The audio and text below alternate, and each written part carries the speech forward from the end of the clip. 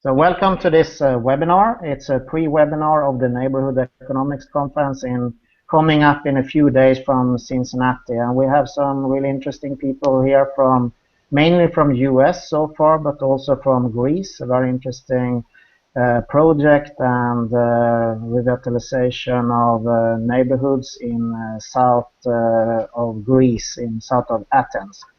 So we give the word here to Kevin Jones, who is one of the co-founder of Neighborhood Economics, and I think we will hear some interesting thoughts and ideas on how we can build neighborhoods and how we can hopefully get the flow of capital moving in these underserved communities, as often is said.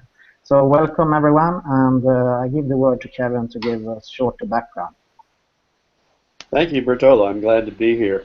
We are putting on a conference next week, November 17th and 18th in Cincinnati. That is our second Neighborhood Economics Conference, and the goal of Neighborhood Economics is to accelerate the flow of capital to neighborhoods, including underserved neighborhoods. We got invited by the Economics of Compassion, which is a group that Peter's been involved in, who's also on the board with us and has been working about 3 years in this community. Our innovation will be mostly tools for underrepresented entrepreneurs, African Americans and immigrants, principally in Cincinnati. And what we're working on, our first tool is through Kiva and working with local banks and the Community Reinvestment Act. And what we're trying to do is to bring low-risk, no-interest loans to entrepreneurs who lack collateral with small businesses and micro businesses. So these are folks without the assets to pledge against a loan that you typically need even with a credit union, and no assets that the lender can come and get, not your house, not your factory, not your car. But these are low risk because of what they call social underwriting, which means the lenders who gather in groups together, $25 a piece to do a $5,000 loan, really get involved with the borrowers, and they become customers of those lenders, of those borrowers. And so that's the social underwriting that brings the mentors and finds the people who can help them. And we're going to do that, our innovation to add to that model that's been successful in half a dozen U.S. cities, linking these $25 no-interest loans into American communities, is that we're going to go consciously into underrepresented communities, and we're going to work with trusted groups who meet regularly. So the faith communities and Sunday school classes, people who want to gather together and talk and act on making a difference, and then linking neighborhoods that they don't go to with neighborhoods they come from. So often it's affluent neighborhoods lending to underrepresented neighborhoods. So the neighborhoods where the immigrants might be in Malmo, where you are, Bert-Ola, in Barahone, and some of those neighborhoods, we want to link those neighborhoods, and we're hoping to transform the relationship from one of dependency with a benevolent giver giving to a needy person to reciprocity and mutuality, where you're getting a loan paid back by an entrepreneur who's out of the economic system. And our first employee in Cincinnati doing that is Derek Brazil, who's playing this role of, who's also here, who's playing this role of the community quarterback, keeping people connected. So I can pass that off to Derek to talk about his role there. Great. Can you guys hear me? I'm not sure if this is working or not. Yes. Hello, everyone. I'm Derek, and I always start off by saying that I live in Cincinnati, which is the greatest city in the world, and I welcome all of you to come visit, and I'll prove that to you. But I think that I was chosen because of some of the work that I've been doing with an organization that I've started here in Cincinnati called Mortar, and we ultimately exist to support underprivileged and underserved entrepreneurs in the same demographics that Kevin just mentioned. I'm sorry, there's an ambulance outside of my office right now. I hope it's an ambulance. Okay, sorry about that. And we want to build communities by empowering these underserved and underprivileged entrepreneurs. So we've been around for a little over a year and a half. We provide a business accelerator as well as a pop-up shop. And ultimately, we think that the neighborhood economics work fits in pretty seamlessly with the work that we're already trying to do. And I think our first task or goal, if you will, with neighborhood economics is to bring together some of the high-level leaders here in Cincinnati, because we're a community that is very program-rich in the sense that we have a lot of really wonderful organizations that are producing some great results. but we're systems poor in the sense that we are all operating in silos. So my role as the community quarterback is, I think, to connect the dots here in Cincinnati to ensure that whether you're a practitioner, whether you're at the highest levels of government or in a civic organization, or if you're an entrepreneur, we're ensuring that you are getting access to all of the resources that are available here. So next Monday, the day before the Neighborhood Economics Conference, we are convening high-level leaders in Cincinnati. We have about 45 of them RSVP'd at this point, and we're going to have a conversation. And the conversation is going to include where are we at in terms of our ecosystem, what is the data telling us in terms of our ability to hit certain milestones and objectives, and C, and most importantly, how can we ensure that this conference and all the really great things that are going to be coming to Cincinnati, how can we ensure that we have the infrastructure to sustain this work over time so that all entrepreneurs, regardless of background, race, et cetera, have opportunities to be successful. So with that being said, I am happy that we're a bit of a laboratory. I'm happy that we have the opportunity to hopefully show the rest of the country and the world even some best practices and solutions that can lead to underprivileged entrepreneurs getting access to some tools and resources. Excellent. So maybe we can pass the ball forward to Peter, who has done some outstanding work here for a long time, community development. So your take on this. I don't want to say much because we're here for a conversation, not for a presentation. And the hard thing is to shift our thinking and recognize that the people we're committed to and care about, they just don't have friends and family like we do. There's talented, there's energetic, there's creative, there's gifted. So part of this work is to say, how do we create an infrastructure around the entrepreneur?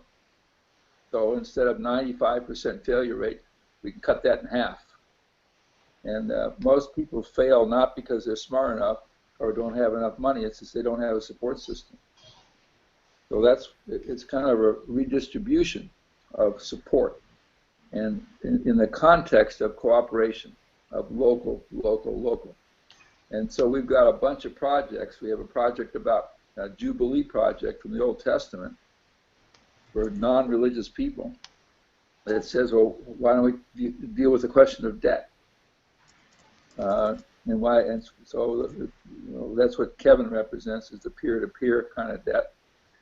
And so our whole relationship with money is what's on the table, and our relationship with each other. And I think what Derek are doing, what Kevin has brought to us, our work is going to build cooperation for all the people that used to define themselves as charity.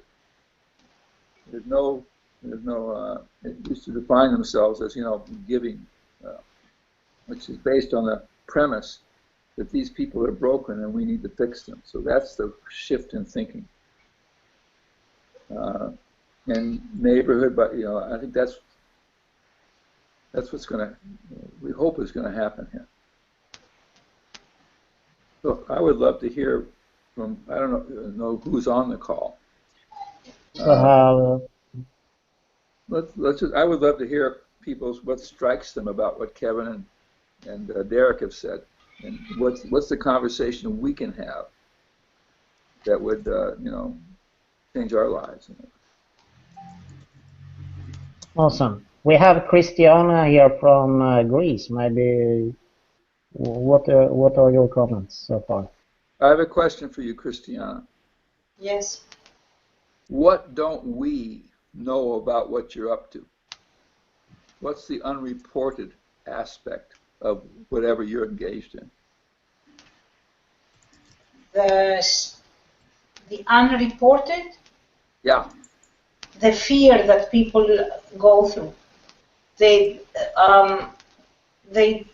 I try to tell them that we are going places, and they don't believe me because they are really all very fearful. The banks are closed, the business are dropping one by one each and every day. There is tax that is just taking every breath of every living person away. So the fear is not, the human perspective of the crisis is not told. What's So your how do you deal with the fear? I don't have a fear. I just move it away. I have a focus. I'm gonna do it. It's good, and it feeds me. I have to focus on the positive. I cannot focus on the fear. If I focus on the fear, I have lost the game. Look, I am here with most supportive people, and I am doing work that is not tangible. But that work is essential. These are the foundations. So people now start to see that, yeah, we're going to do something. So I guess what is important is for people to find a system where they start re-believing in themselves. That's the most important part of my work. To give them a little bit, not false hope, but tangible hope. Because here, if you can believe that, we don't even have enough money to get us through the day, let alone to do community work. Like, it's a struggle, but we are doing it. We're moving on. You know, I believe, like Christiana, that the times are too late and the situation is too dire to be anything other than firmly hopeful. That's the only stance to take in the light of wealth disparity that they're running into and climate change that we're all running into. Just the only stance has to be for being firmly hopeful. It's too late and too bad to be anything other than that. Right. See, the radical thought, Christiana, is the answer to fear is not hope, it's faith. And the faith is in each other. And, you live in a culture that values social capital, social connectedness. And so it's not that we're selling optimism, because I see no evidence for that anywhere. But we are selling connectedness. And the truth is, you're going to survive because you have. It's just hard. And the hardest thing is to not take on how other people define you. See, the IMF and the World Bank define you as entitled, lazy, self-indulgent. And so they want to open up the market called Greece, the globalization.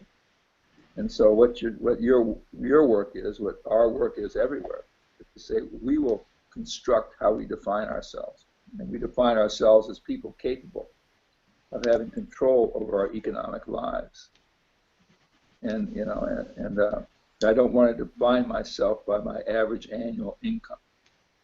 I want to define myself by my connectedness, my relatedness. And I heard something the other day I thought was interesting, that people go to the emergency room. So for poor people, their health care is the emergency room. And they say, these are people who are work in emergency rooms. And they said, what we do is we take care of them and then we send them back to the conditions that got them here in the first place. And so what Derek and Kevin and all of us are doing is we're trying to change those conditions and change that language. And that's who we are. We are a community. We have gifts and capacity. It's just that we've been called broken, poor, called that as the form of the modern slavery. So I was talking to Michael Scott a little while ago, and he said, well, white people have to remember, I don't have to look backwards to understand the nature of slavery. I just have to see the way we constructed the economy right now. We're all wage slaves. And what you're doing there, and we'll do together, is reconstruct that and say, in this neighborhood, in this place, we have enough to sustain and survive. We just can't internalize how the world names us. And they name us as broken. And Sorry, I talked too much. Well, Derek, I wonder if you could talk about the role of the community quarterback and the coalition of community quarterbacks around the country that you're bringing together. Sure. So this actually all started at SoCap in San Francisco when Peter and I'm sorry, Kevin and Tim and others had a workshop discussing what the community quarterback role could be, and I think what happened is that there are a lot of people that were in that room who are already operating in that community quarterback role that may not have had a name for it or may not have understood what they were really doing, but they're already doing the work. And the really powerful moment when hand after hand after hand rose, and they essentially said that they felt as though they were operating in isolation. And I'm going to steal a quote from Tim, where he says that the movement begins when people who always felt that they were alone realize they aren't. And I think that that moment when we all realized that we weren't alone was when a spark was lit. And from there, we've had a conversation. Last Thursday, we've created a Google group, and we've really started to coalesce around this idea of operating as a community quarterback. What that means, I think we're still coming to a definition, but I think the working definition is we are people who are working in communities operating as a connective tissue, connecting entrepreneurs with resources, and those resources could be a mentor network of support, as Peter mentioned. It could be access to capital, whether that's wealthy individuals who want to invest, or whether it's through microloans through Kiva Zip. I think what we are physical repositories of information and also connectors, so that whatever that entrepreneur might need, we are aware of the opportunities that exist, and we are able to facilitate those connections. I could get in trouble for saying this, but I think that every community quarterback brings something different to the table. In the same way that, I'm sorry to use the sports reference, but every quarterback in football has different skills. So maybe one's great at running, one's great at throwing, but each of us, I think, has those same goals of connecting entrepreneurs with resources. How it unfolds in each of our communities is unknown at this point. I think Cincinnati, because of the Neighborhood Economics Conference, because of Kevin, Tim, and Peter, his expertise, I think we'll really have some an advantage in seeing how this work unfolds. But I think that that's kind of the working definition of what the community quarterback is at this point. So, whose picture am I looking at now? Is that Christiana? yeah. What are your reflections? How does this conversation land on you? What strikes you about the conversation we're having now? Number one, that USA always for me was a very rich place, and I see that you have almost exactly the same problems, so that's a shock. Number two, I am trying to gather. I know that this is, but I want to pay a small amount of money so I can go and get training and come back and show my people how to start mushroom growing. Okay, so here I am spending 1 week on how can I find resources to get there so I can come back and I show my people. You see, I think that the problems that we have are very small and the answers are very easy, but to a person that does not have the resources, as you said, it seems rather difficult. However, I agree 100% with you that faith is the only thing that is a very great asset to have. And it's faith along with doing that will get me there. There is, because I have no other choice. What other choice do I have? I have no other choice. So your conversation relates to me as to what do you do in a country that has capital controls, you have no access to capital, and you need to start a business. You go into the bank and they just look at you and they say, yeah, that's where the door is. Yet you need to make income. So why don't you come next week? Excuse me, sir? Why don't you come to our conference next week? You want it bluntly? Because I don't have the money to pay to come. I would be there and I would be speaking, and I'm writing the book from CEO to CWO, and I would like to be a speaker, but I don't have the money to come. How much money does it take? To come there, I need to check the tickets. Let me know, okay? Okay, and for the book, I guess 2,000 to 3,000 to publish it. Forget about the book. I'm talking about you traveling next week. What does it take for you to come to Cincinnati next week?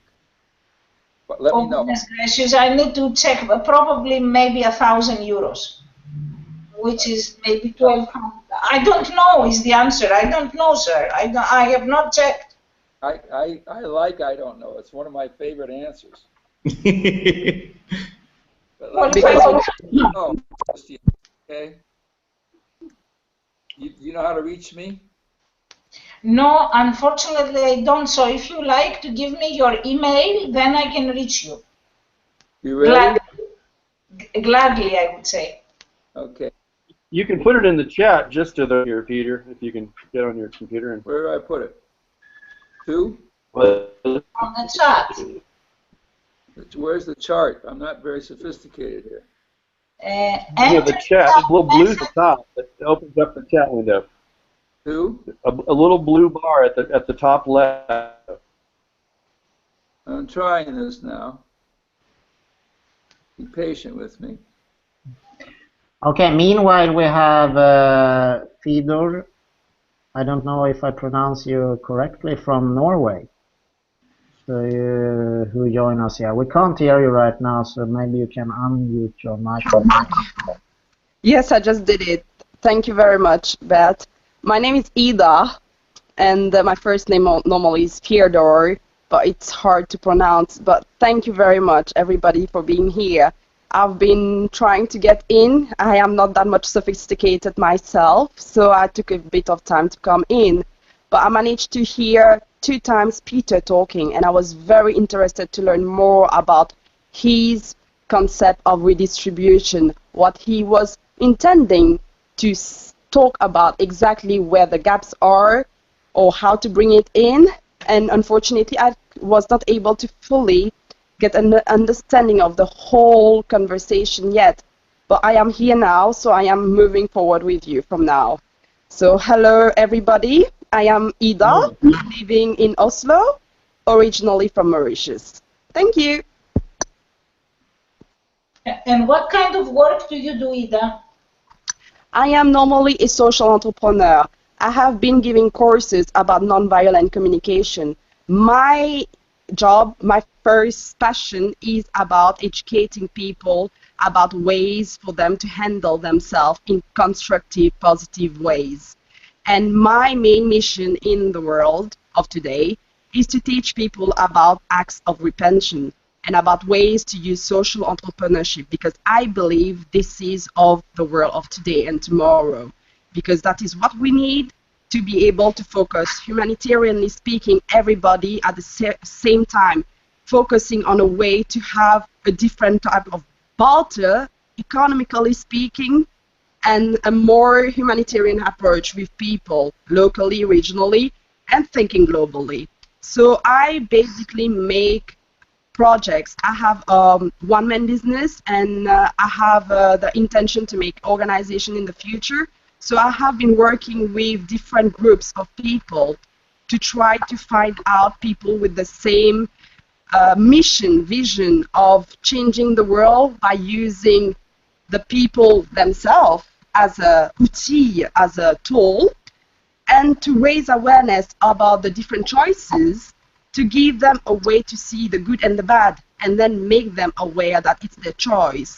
So I want it to be more obvious in the future in all the countries that we are able to properly teach them and give them the knowledge about repentance and how repentance helps somebody to actually change, and also salvation in the other word. And social entrepreneurship, because social entrepreneurship don't help just one person, it helps a whole family, because to be able to do social entrepreneurship, you have to have a knowledge about humanity. So that is what I do. So through my projects, I have been working with refugees. I have been working with students and children that comes from, I don't like the word dysfunctional, because this, for me, it's a bit hurtful for me to say the word, but from backgrounds that parents hasn't been able to have the adequate help to be better, and the children haven't been able to see any better. So I like to work with this kind of people that needs a brighter side of the world, so they can use themselves, their knowledge, their brain, their mind, everything, and start sharing among themselves, to teach them about sharing and teach them about ways to be, and without being any way religious, totally humanitarianly, to teach them about economy, about businesses. That is a hybrid, and it become social entrepreneurship with non-governmental part in it. So that is what I do. And my projects are to make apps. So I love everything that is app making. I love working with veterans, with people who has been in wars. I love working with people who have problems with every type of aggression, communication problem, and to raise awareness, because I believe social entrepreneurship is what the world needs. Thank you. Theodore, I'll be in Oslo on the 26th with a social innovation gathering convened by Thorold Newstead. You should probably, if you don't know him, you should, maybe Bert-Ola can connect you afterwards. But that, you know, it'll be just in a couple of weeks on the 26th there in.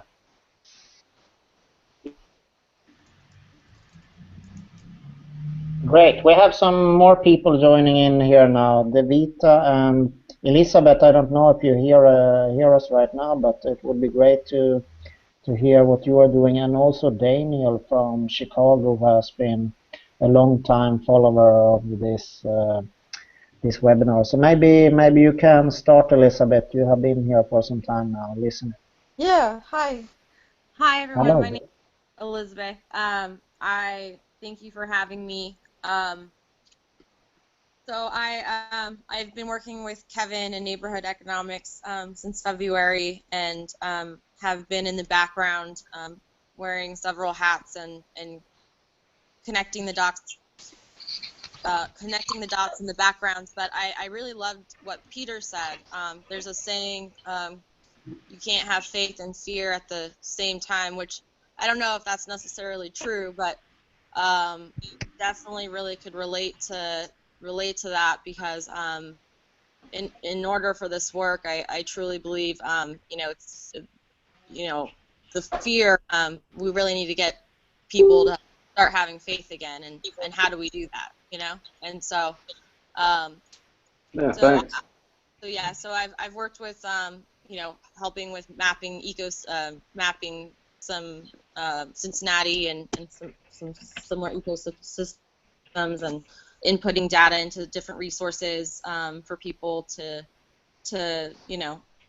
hopefully one day they can learn how to do the same, and know what resources they have around them. I think it's just a lot of it people just don't know, and so I think we all have similarities, and I think it's about seeing the similarities, not the differences, among us all, and we can really move this forward. So I've always just been a supporter and helping a lot in the background, and so it's a pleasure to be here and learn from all of you. So thank you.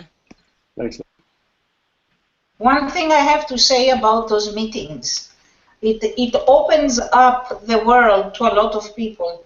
And I think that what is tremendously important is to get to understand that there are other people struggling all over the place, and also that they are there to render some support, and some very significant support. So it is not wasted time, or it is really an essential part of building any type of business. Because in this group that we are here, we now understand that other people are struggling, that other people are experiencing exactly the same problems, and we take courage from each other. So I think that this is extremely important. It's not to pay lip service, because a lot of times you listen to what other people have to say and you have aha moments. So it is very important. So Christiana, this is Peter. I can't find the chat thing on this thing.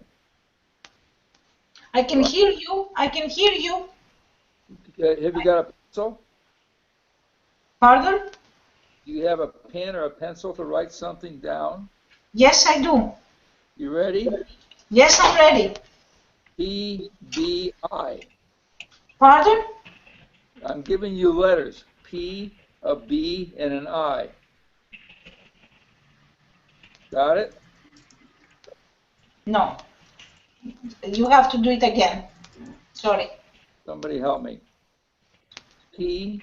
I'm P as trying to give you my email address because I can't find I've it. emailed you and Bert-Ola, and Bert-Ola Yeah. can make the link. Yeah, So we, no problem. No problem. we don't need to do I that can on do that. Yeah. Okay, good.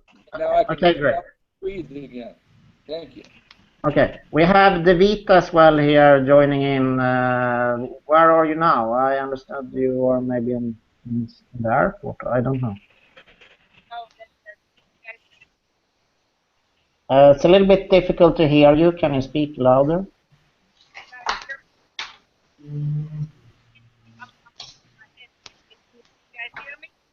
No, it's difficult to hear. I don't know if the other people can hear you. I can't hear her, no. Here. Yeah. You guys still can't hear me? Perfect. When you hold it in front of your mouth, we can hear you. Okay, can you hear me? Now it's better. Yes. Yeah, There you yeah, go. we can hear you. Okay, so I'm in the airport now. I'm just coming back from Miami. I was there meeting with some folks from the Windward community there. And so I work in Detroit, and I want to thank Alicia. Are you here on the line with us? She's not here, Kevin. Is Alicia on the line? No, she is at the airport picking up the City Community Function. Okay, I just thank her for participation. The connection is really bad. I am having a hard. Can I not just talk? Can you guys see me? And can Yeah, I just, I don't know why we you can guys see have you. We can see you. Talk.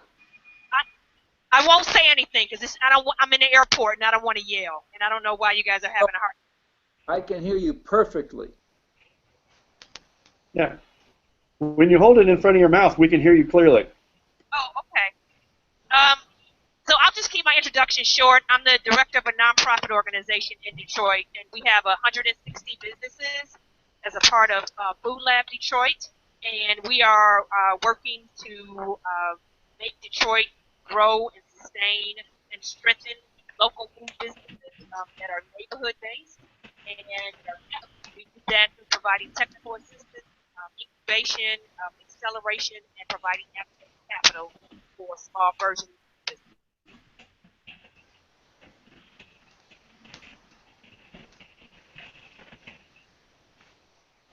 Okay, great. And maybe Kevin there can tell the background around Detroit and how you're linking all these initiatives and coming back to the investment part. Sure. Davida, with her initiative, and Alicia Douglas, who's part of Detroit Rising, are really close partners of ours with neighborhood economics in Cincinnati.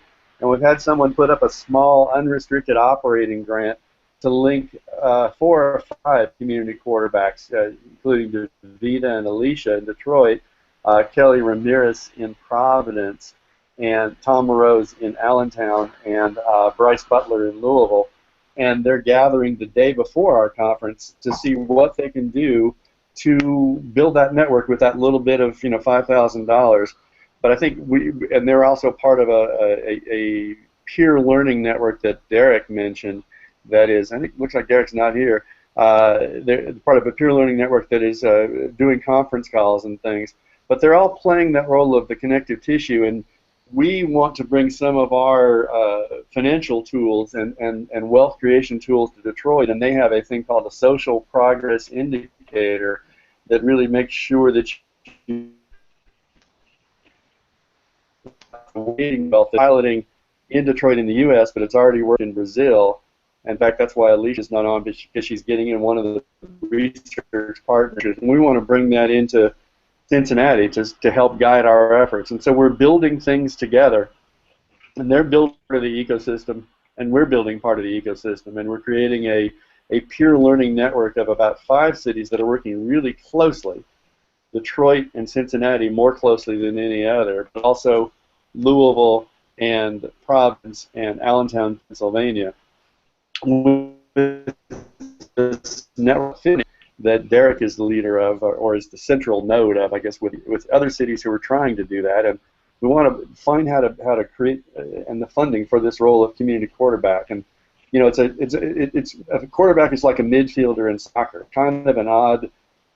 The role seems to be really gathering steam as a term. You find people using it in economic development. It was written by a gay man who's never played football but has played soccer or has played volleyball at Provincetown. But the term resonates. It's the person in the middle, male or female, and so we're trying to. That often doesn't happen. These interdisciplinary collaboratives don't work unless you have people playing that role. That and Alicia, we're working. You know, we're on calls with them. We're doing joint grant applications with them. They're so generous. They brought us into a Kresge grant. We're connecting them to Rockefeller's Resilient Cities later this week. And because they're interested in our network. There are multiple networks overlying this kind of thing. We're connected to the Rockefeller 100 Resilient Cities Initiative, but we have 5 deep cities and then more other cities. So we're trying to get network connecting. So that's speaking for Davida, because she's in a challenging place there to in the airport to speak without shouting. I hope I did okay, Davida. Excellent, excellent.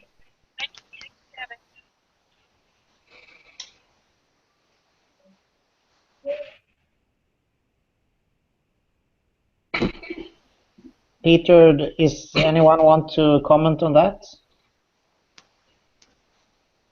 I heard the word resilience, and because I have named my project the Ayanis Resilience Center, I think that it is extremely important that we find scientific steps that we identify them. You identify them as in a game as quarterbacks. I think that if we say these were the steps that we took and these were the small battles that we won and this is the small strategy that we are doing, this is a hands-on approach on how you build the community. So I think it is extremely important that people realize once they get into the mode of yes, we are doing this, at least that they know where they are going with the strategy and how are they achieving a first goal. And once they achieve the first, even if it's a small goal, then they can move on. So I have to report that we have gone in a very, very long trip, but we have tangible results. And the tangible result is the networking that we have built. So it's nice to know that we are moving in the right direction. See, this is Peter. I think the network is the product. And the real cost of modernism and the kind of predatory economy that we all live in is it produces deep isolation. And if you're isolated, you think you're alone and you think you're crazy. And so part of the emotional work and part of the work that Kevin and Derek and Christiani and all of you are doing is to say, no, we're not alone and we're not crazy. It's just that we're unnamed, we're unacknowledged, we're unauthorized. And so what I see in this process is the reauthorization of whose voice counts, the reauthorization of who has the capacity to create a future for themselves. And that's Derek's, that's the work we're doing, because the gifts and the skills and the talents exist in every neighborhood. It's just that we have to reframe the conversation to acknowledge that, and then money will flow, because people who have money, they want to do something useful with it. It's just that their charity has produced cynicism, because in charity we say that we have something and you don't, and so that's what we're reframing. This is Derek's job in Cincinnati. Well, I do have some good news for you. We lost 300,000 Greek minds that they have flown away from Greece because they felt that they are desperate and they need to solve their problems. 300,000 young Greek minds flew the country. We are experiencing the worst mind genocide in our country. Guess what? Guess what? I have good news for everybody. I contacted several young people that they are working on the outside of Greece. And I said, if I asked you for 1 week of your life, would you come and help me to build this community? And I had 17 answers. 17 young Greeks said, yes, I will come and I will help, because I don't want to sever the ties with my country. So you're right. So if you cannot do it one way, you can do it in another way. In Mrs. Skype. Christiana, you're a dangerous woman. Sorry, my phone rang. I am a what? A dangerous woman. A dangerous? Yeah. Ooh. Okay, I take this as a compliment. Yes. Okay. Can I join in? I'm not sure if you can hear me.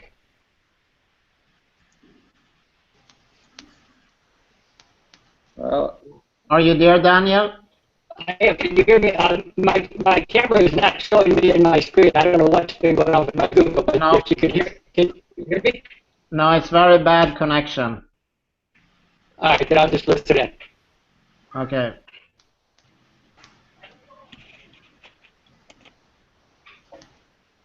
Okay, we go back to any comments there so far.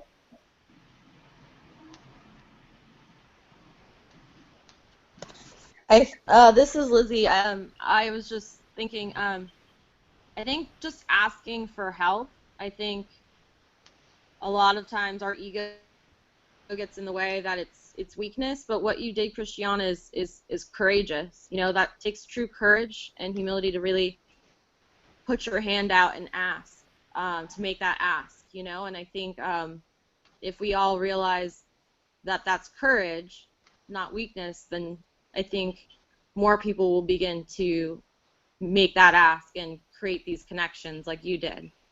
So I really applaud you. That's amazing. So that was just one of my thoughts.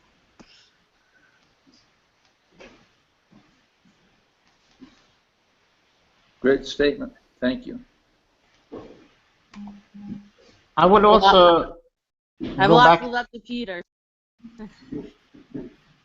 Interrupt, sorry. I would also address in 2 weeks we will have a conference here in Scandinavia in Malmö, the Social Innovation Summit. And I know that Kevin have been here and we had a discussion a few days back about the US model and the Scandinavian model and how we could build some bridges between Scandinavia and we are already building with Greece and all around the world. But how do you see that connection, Kevin? What could we delve into? What questions could we ask there? What do you see? Yeah, thank you, Bert-Ola. Well, you know, I've been going to Sweden and learning from the Nordics for about half a dozen years now, and my foundational epiphany happened on the shores of Lake Vanarin, which is the largest lake in the EU. And 25 years ago now, I guess it was 20 years at the time, it was heavily polluted with industry at the north end, and everyone suffering, and you didn't even want to put your finger in it, much less drink the water. And then they said they realized the problem and they solved it. And so, like an American, I said, well, what was that fight like? How did the environmentalists beat the industrialists? How did government fit in? And they looked at me in the Swedish way and they said, we realized this problem and we solved it. There wasn't an us and a them. There was this collaborative understanding. And now the challenge at Lake Vanarin is that the east side of the lake is competing with the west side of the lake for the most value-added aquaculture products that are helping that place be resilient. It's a UNESCO Biosphere Reserve, and they're really transformed. And I think that's the kind of thing of the Swedish and Nordic collaborative model we can learn a lot from. And as I said on the other thing, I think the things the Nordic can come from is overcoming some of the historical baggage of Jante law, Jante law, that says no one stands out and no one should take credit. And I think we are in the U.S. more innovative because we will stand against the grain and say, no, everyone's thinking this is the way to go, this is the way we should go. And innovation happens when you have the courage to disagree, and it has the courage to, and you have the system of understanding the value of rapid failure that you learn from everything forward. The best example of the U.S. is all the failed rockets that eventually launched into space, but each one was just a step along the way. Whereas there's no stigma in failure in the U.S. technology industry in Silicon Valley. So those are, and then you have to stand up and act like you have something before you do. You have to lie to the present to create the future. So those are the things I think we can bring, but we have to learn everything about, we realized the problem and we solved it. That to an American is still a perplexing mystery. So those two things, if we could understand how to work with the social democratic collaborative sense, and you could have someone can stand up and be a success, then that would be, I think, something you could learn from us. I think there's learning on both sides. Any comment on that? I think, did you have some? Yeah. Did you have some question there? No? Great. Yeah, we can't hear you. You need to unmute. Yes, thank you. I was very interested to learn more about the rapid failure. What is it that causes rapid failure? Isn't there that the needs, there isn't any kind of awareness of the needs? Is it that the people focus on things that are not useful? So I was thinking, No. is there a very wide knowledge of social entrepreneurship? Because in social entrepreneurship, it is very well explained that you focus on the needs, regional, national, and global too. So then the failure, rapid failure, don't really remains there because you use a lean model, learning while doing. And I wanted to know more about what was the causes of the rapid failure that you've experienced in your country. Well, it is the source of our innovation. It's why in Silicon Valley, why people want to emulate Silicon Valley. And so it's part of the ready, fire, aim. It's the lean model, but it's that each failure is a step along a path, and there is no stigma on any one failure, because it's like with the rockets. Many rockets blew up for different reasons. Eventually, we evolved to a rocket that made it into space or into the moon. We find in many places in the United States, where I'm from in Mississippi, there is a huge stigma on failure. If you fail, you're the son of that Johnson boy who failed. There's an intergenerational stigma. In Silicon Valley, it's what did you learn when that didn't work, and how can you make it work the next time? So it's the rapid evolving learning, realizing that each failure is a step along the road toward eventual successes. Obviously, the cultural literacy that is something that people from Silicon Valley need to do. They think of themselves as technology with a silver bullet, and they come in with a solution without listening. That's another whole aspect. And people are learning that cultural literacy is needed, especially when you're working with disadvantaged populations who is needed. So I'd like to piggyback on what Kevin just said. In Cincinnati, there is this culture around continuous improvement that was really pioneered by our children's hospital here, which is one of the best in the country. And their motto isn't to have the healthiest patients in the world, it's to be the best at getting better. And because of that culture, it is now permeated throughout a variety of other sectors where we now, I think in Cincinnati, have a desire to fail as quickly as possible because, as Kevin said, the quicker you fail, the quicker you are on the path to what works. And I'm not sure if you guys have had the chance to watch this movie or not, but I just watched The Martian yesterday, and it really inspired me because that movie is littered with mistakes. And they didn't spend any time focusing on the mistakes. They focused on figuring out how they can correct it and to get better to rescue someone.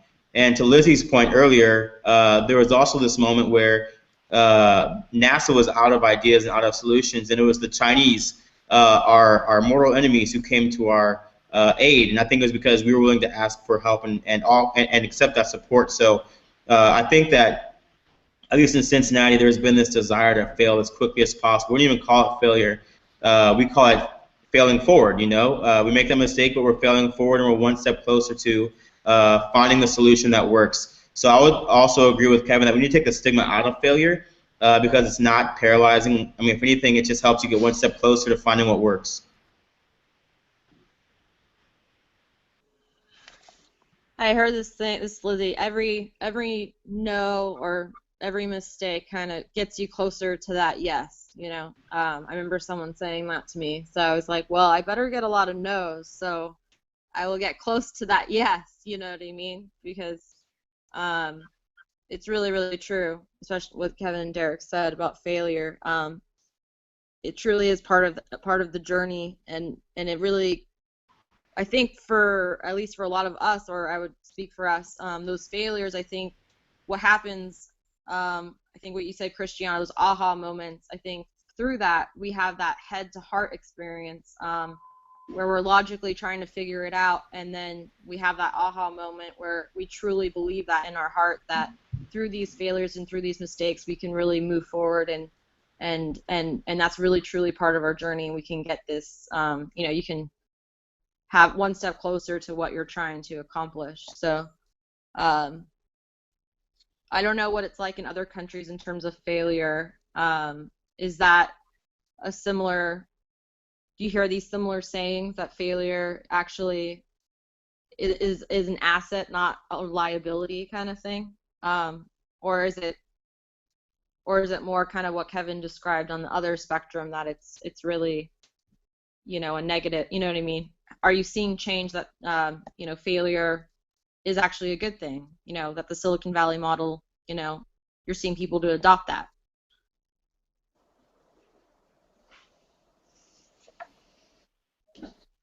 Bert-Ola, I think that's probably to you, really. Yeah, I think still in Scandinavia or Sweden, of course, there are a lot of accelerator programs, incubators, science parks that try to address this and say we should fail fast and we should fail forward. But in general, if you look at the municipalities and the local environments around Sweden, I think the norms are very powerful, like the Jantelagen that Kevin spoke about before. Maybe it's going in this direction, but it's a long way ahead until we are there. That's at least what I can feel. And we have places like Gnosjö, for example, that is well researched in the south of Sweden, a place where you have a strong spirit of entrepreneurship. And you can find places, of course, as well that have this spirit, but in many places you're at least as I feel it, driven by fear. You minimize the risk, not least in the politics at the moment. But maybe it's something in there because it's at the same time we have built institutions that work together. So there must be some good things as well around it, but I can't exactly tell. But there is a drive in trying to be more entrepreneurial in the school, and I think in Norway and Denmark and Finland and other places it's the same. It's not that different. But another question I would like to address that we haven't spoken about so much, but I know at SOCAP there was a focus on how you can increase the collaborative platforms and increase the liquidity around investing. Maybe you, Kevin, can say something about that, because that is probably something that is important as well to learn how these different communities, neighborhoods can connect in an effective way among each other.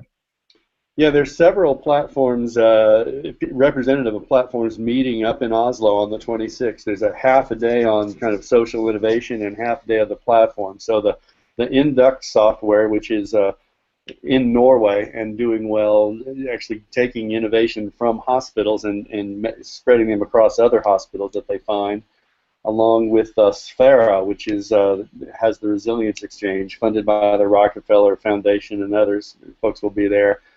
Thorold Newstead has a thing, City Mart, that he's launched across several cities around the EU around resilience challenges in cities, and a couple other players around that. And so we're getting together to see each of these things is kind of like the situation that people with type 2 diabetes have now in the US, where there are a million apps who will do one part of your treatment. And so there'll be one app for your blood sugar, one app for your cholesterol, one app for your hypertension, and there's nothing linking those things, and so they're not working well. And so even these platforms are a series of point solutions that we're trying to find what's the connective tissue for us. And there's also a group that has even got a data exchange, the social data exchange, that someone from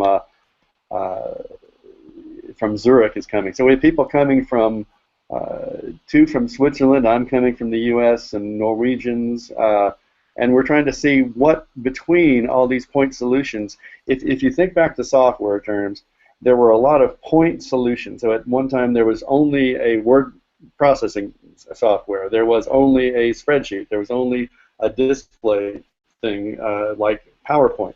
And the innovation of Microsoft was to turn those into a suite so you could work with them together. And so that's what we're trying to see is, are these point solutions, is there a suite that we can enable collaboration and innovation in a lightweight way?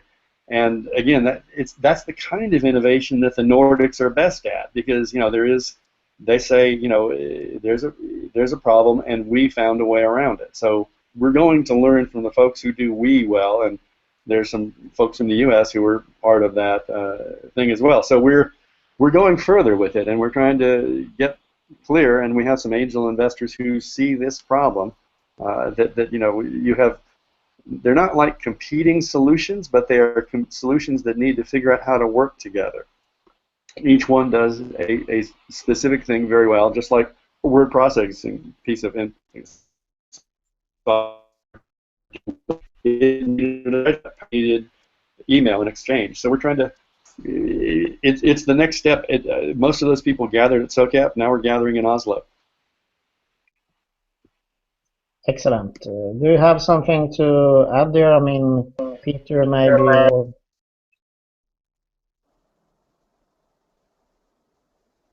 anyone who would like to add something into the discussion? I would just, I think gratitude is part of this conversation. So it's great to see you all and know that we're connected in ways we don't even know about.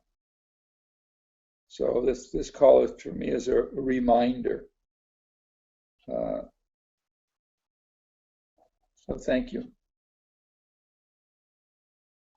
Great to hear. Anyone more here in the webinar? Yeah, welcome. Give us a benefit. I just want to thank everyone for sharing their experience and their wisdom and their hope. We all can learn from this. So thank you for being really open and honest with all of us. So thank you.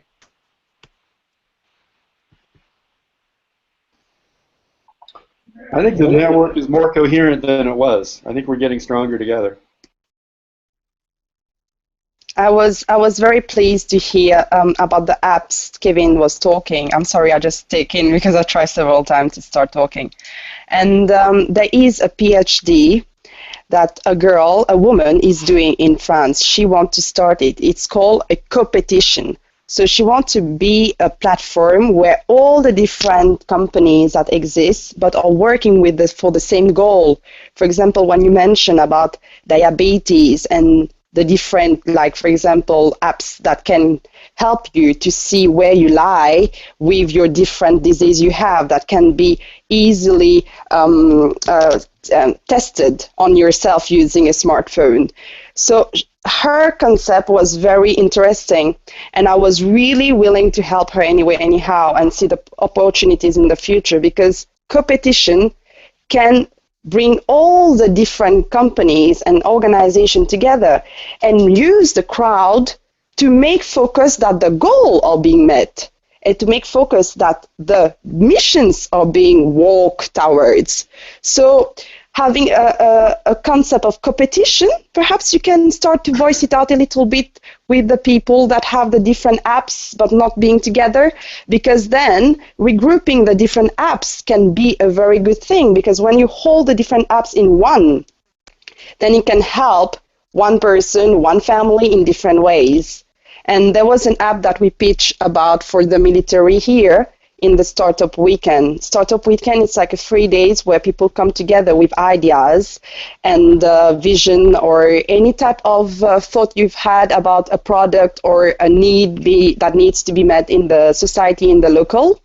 So when there is a Startup Weekend, then you have the opportunity to gather with the same mind people. So there I pitched the idea and we won the second prize about the apps that connect yourself. It was a happy app because I believe that you need to find out yourself by ways of technology on where your blood pressure lies. Because in my country, my original country, Mauritius, we are, I think, among the 5th countries, and we are just an island with 1.5 million people. Just a little island, we are 1.5 million people, and we are among the highest in the 5th in the world with diabetes, because our way of eating is really bad, and the people don't exercise. So that is why I believe in the apps that can help for prevention instead of curing afterwards, but we prevent.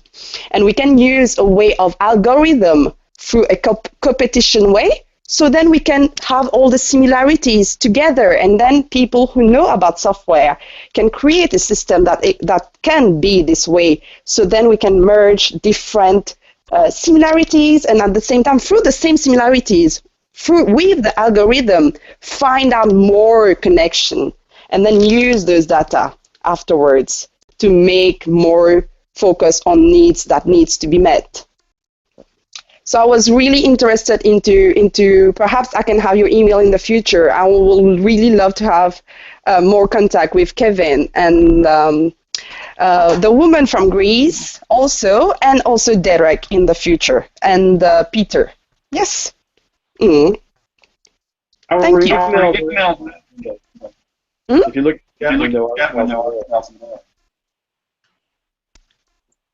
I didn't hear what you said now. I'm sorry.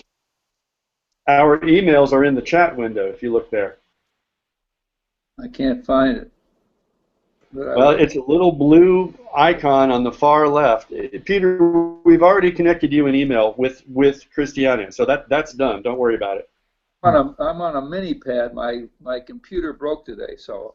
Okay. Well, that's yeah. Derek's is there, mine is there, Daniel's is there, Christiana is there, and if you, Theodore, if you could put yours there, we'll link you. I am looking for it. I'm using the phone, but I will find it anyway anyhow, and I'll put it. Thank you. Maybe we can connect through Bert-Ola. He has everybody's connection, I think. Okay, yeah, great. I think we have been around for more than an hour now, so we have a good discussion so far, and also we had several takeaways that we can bring into the Social Innovation Summit on the 24th and 25th of November. and the following day in Oslo. And we will also be in Paris, of course, in around the COP21 and continue this discussion. So we just continue to grow the knowledge and the relations and focus on the resources we have there. So if no one else has something to say, I would thank you from Sweden and hope to see you soon again. Thank you. Thank you. See you soon. Good luck in Bye-bye. Cincinnati. Bye. Thank you. Thank you. It was nice.